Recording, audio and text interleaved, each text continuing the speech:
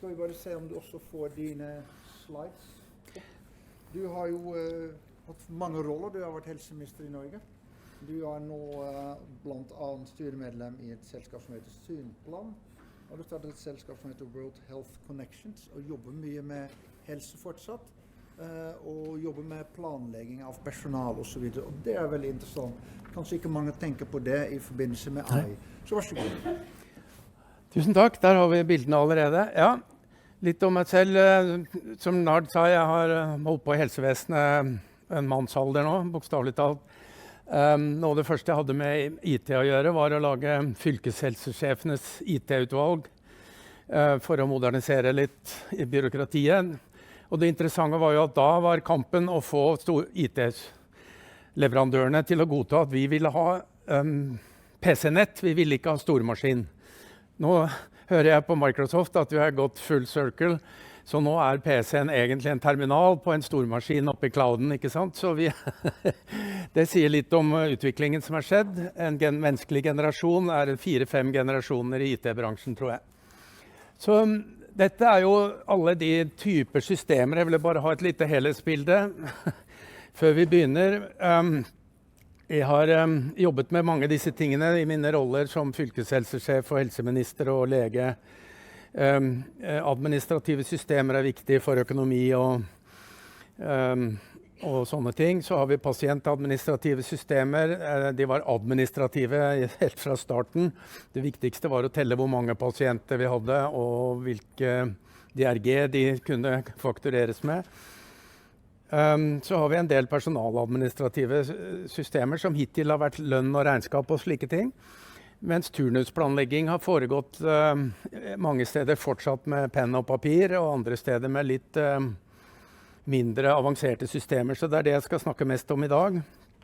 Men minne om at i tillegg har vi journalsystemene, som det har vært mye diskusjon om og komplikasjoner med. Vi har kliniske systemer og en del ekspertsystemer som jeg har vært med på å jobbe med. Og så har vi det som Nakstad snakket en del om, epidemiologiske systemer på nasjonalt nivå. Og det burde vi også ha på internasjonalt nivå, faktisk. Da jeg var i Kina, så jobbet jeg mye med nordiske kollegaer for å prøve at vi kunne opptre samlet overfor et stort marked som Kina. Det var vanskelig for Norden å få til, men den kinesiske helseministeren inviterte oss sammen, så sa dere, vi ser ikke forskjell på dere, så da inviterer vi dere alle 4, og så kan dere fortelle oss hvor langt dere har kommet, og det ble et godt samarbeid egentlig. Det store vi jobber med nå er jo integrerende systemer, som vi også har hørt om tidligere i dag. Helseplattformen, Axo og så videre. Jeg har også jobbet med sånne systemer som et CESAM på Rikshospitalet og andre steder. Det er jo den store utfordringen, å få alt til å spille sammen og bygge kontrolltårnene hvor vi kan se helhetsbildet. Slik som denne figuren prøver å vise. Jeg tror ikke vi er der ennå, og noen må ta den jobben. Og vi har tenkt på det.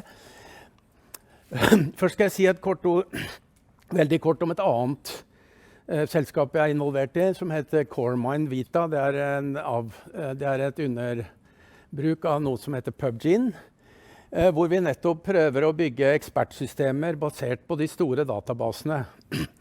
Her samles det ukentlig informasjon fra alle tilgjengelige databaser i verden om genomisk grunnlag for sykdom, og alle de ulike nomics som er involvert i moderne kreftsykdom, for å si det sånn. Når vi skal drive presisjonsmedisin, så må du helst vite litt om genene, du må vite noe om epigenetikken, proteinene, og alle kliniske forsøk som foregår i verden, og helst hvilke forskere som steller med det, og så videre.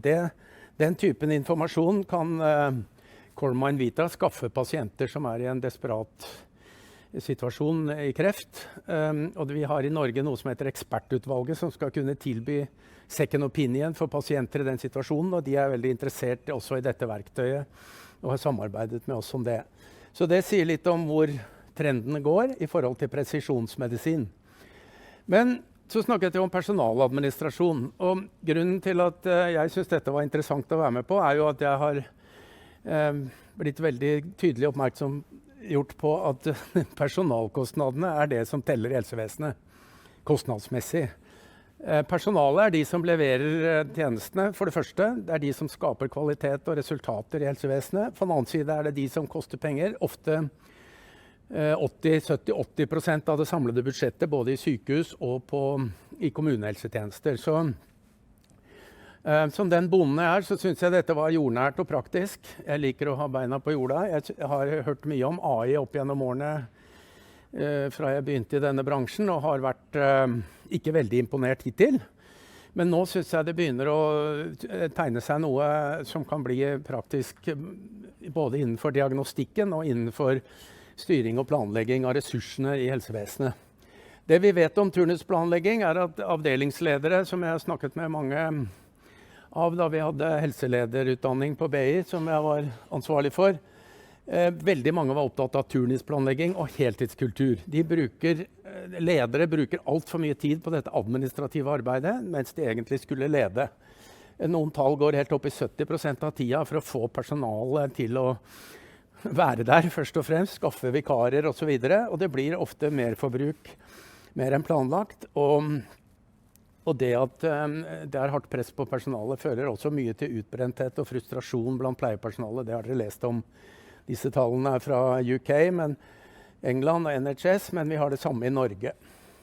Så utfordringsbildet ser omtrent sånn ut. Bemanningsplanleggingen tidkrevende og komplekst. Det høyt sykefravær i helsevesenet, og kronisk mangel på kvalifisert helsepersonell spesielt, men personell generelt. Og dette altså hovedvekta av kostnadene i helsevesenet, men også i kommunene.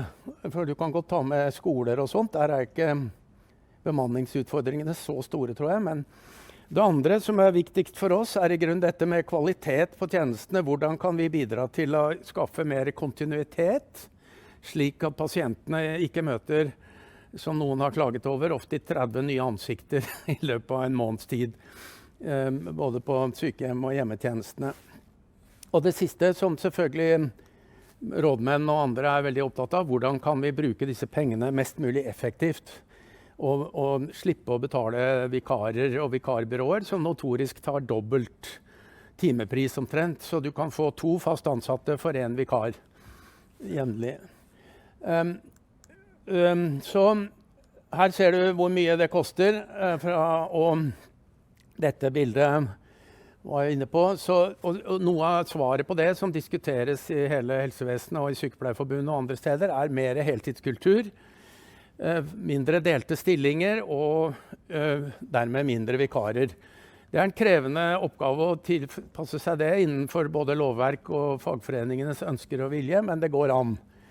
Og det krever selvfølgelig både organisatorisk arbeid og datasystemer som kan holde styr på de kompliserte bemanningsplanene.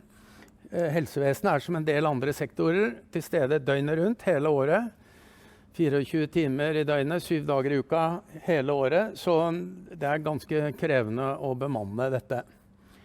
Og dette med knapphet på arbeidskraft har dere selvfølgelig hørt mye om. Så vi må finne bedre utnytting, bruke personalet på en nyttigere måte, og så vil det selvfølgelig skje andre ting. Vi har mange flinke innvandrere. De kommer til Norge og begynner som sykepleiere etter 3-4 år ofte. Mens en nordmann som skal begynne som sykepleier må først gjennom barnehagen, og så skolen en gang til, og så kommer de kanskje som sykepleier. Så innvandrere en veldig god ressurs, og ikke noe problem. I helsevesenet jobber det opp til 16 forskjellige nasjonaliteter på et sykehjem. Jeg kjenner, og de gjør en kjempejobb, og ofte vel så omsorgsgivende som mange av våre egne. Historien bak det selskapet jeg skal fortelle litt mer om, ganske i tråd med det som myndighetenes ønske. Det skal være brukerdrevet innovasjon. Historien her var at Trondheim kommune kom til NTNU og sa vi har masse data, men vi klarer ikke bruke det om personalbruk og turnusplaner og hvor mye vikarbruk vi har og sånn, men vi klarer ikke å få noe ut av det. Og da henvendte de seg til iLaben på NTNU, hvor Hai jobbet. Hai sitter bak her. Han sjef i selskapet jeg da med i styret for.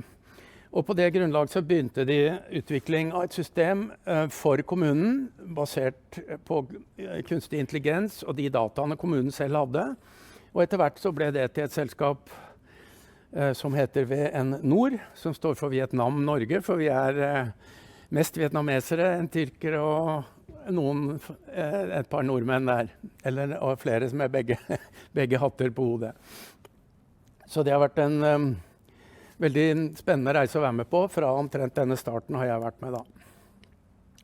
Her de to som ble kontaktet og som startet utviklingen av denne løsningen sammen med Trondheim kommune, og som da var gründere i selskapet. Så litt om løsningen, det jo det som interessant. Man prøver å styre turnusplanleggingen med samtidsdata, og bruker AI og maskinlæring for å se på erfaringene med turnusplanlegging og bemanningsbehov fra tilbake. Med andre ord kan man ikke minst predikere sykefravær og på basis av tidligere år, men også på basis av begivenheter i nærområdet, feriene, kalenderens utover nå det jo masse fridager og sånn, hvor det kan være både begrunnet og ubegrunnet fravær. I alle fall så det fravær, og det det som viktig for arbeidsgiveren. Og det må man forholde seg til. Så dette kan man gjøre ganske enkelt med dette systemet, og integrere det med de dataene som finnes. Jeg skal si litt mer om det. Så det man får et bilde av predikert behov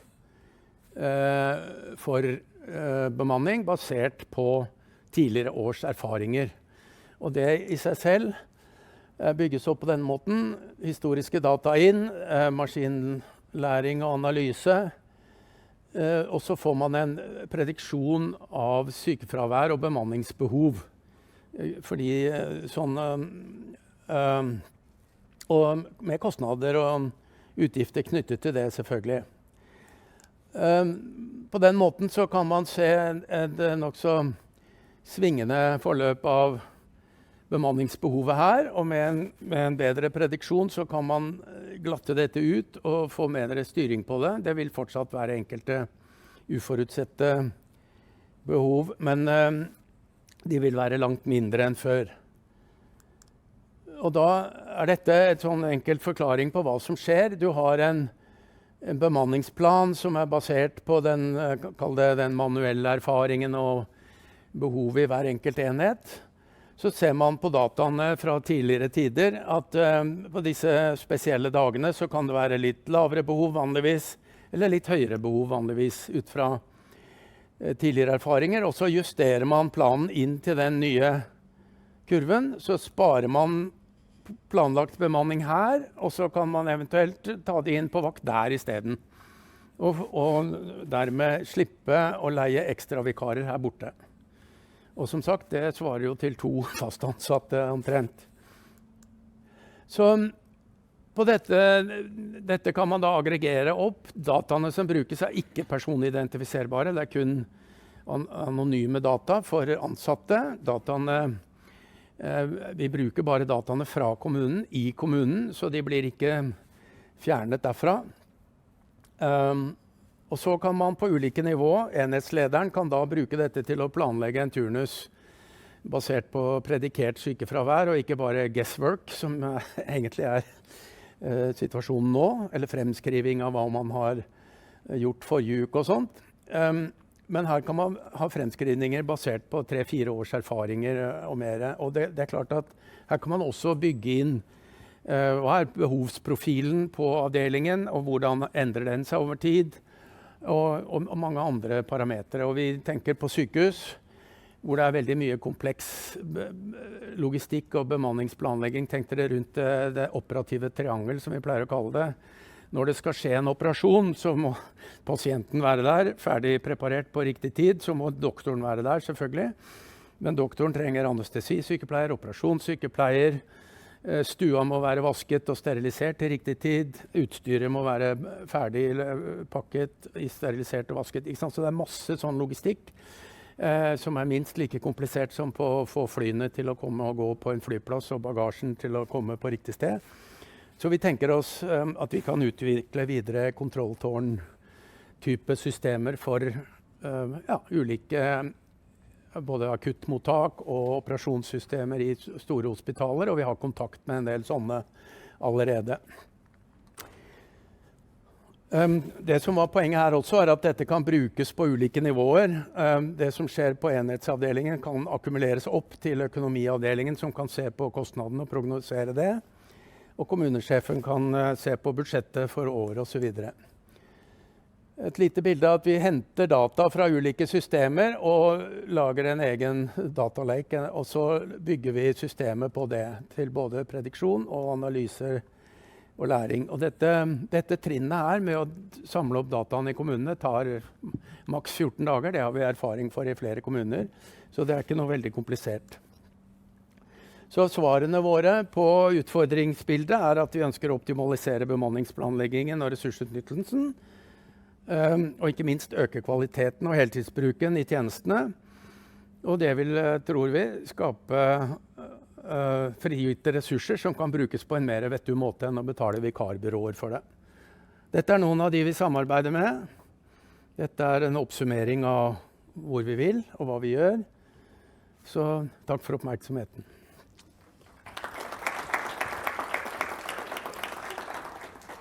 Tusen takk, Werner. Det var veldig spennende. Det er morsomt å se. Jeg likte særlig at dere også matet inn VAR-data inn i alt det der. Det er jo mange åpne dataskiller som man kan bruke. Du og Haia rundt omkring, så hvis folk har spørsmål kan de komme til dere. Og du skal også være med på en avsluttende sesjon, og da kan vi gå litt mer inn i de forventningene til AI og hva man kan gjøre. Tusen takk. Okay.